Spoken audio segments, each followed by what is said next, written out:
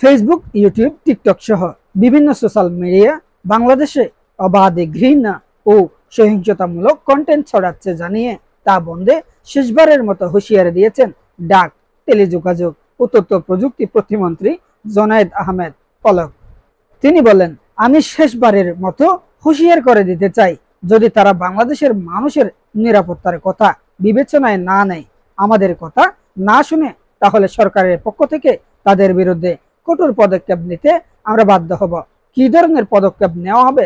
সাংবাদিকদের এমন প্রশ্নের জবাবে জোনায়েদ আহমেদ পলক বলেন, তাদের সঙ্গে বারবার যোগাযোগ করেও আমরা আশানুরূপ ছাড়া পাচ্ছি না।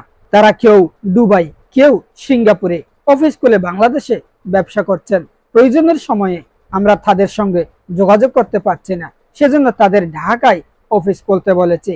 তা না করলে আর্থিক জরিমানা করা হবে। তারা বাংলাদেশে ব্যবসা করছে, সেটার ক্ষেত্রে আর্থিক স্বচ্ছতা আছে কিনা, বিজ্ঞাপনের যে টাকা নিয়ে যাচ্ছে তা বৈধভাবে নিচ্ছে কিনা খতিয়ে দেখা হবে।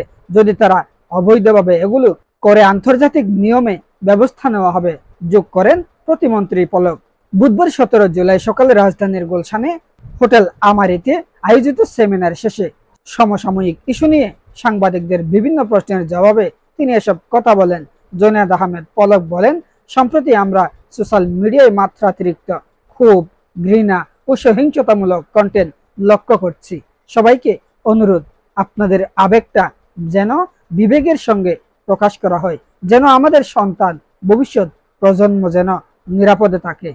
তিনি বলেন, সাধারণ ছাত্র ছাত্রীদের আন্দোলন ঘিরে দেশে একদিনে 6টা প্রাণ ঝরে গেল, তা নিয়ে ফেসবুক বা অন্য সোশ্যাল মিডিয়াগুলোর কোনো প্রতিক্রিয়া বা অনুভূতি আছে বলে মনে হয় না। তারা শুধুমাত্র ব্যবসায়িক স্বার্থটা দেখছেন।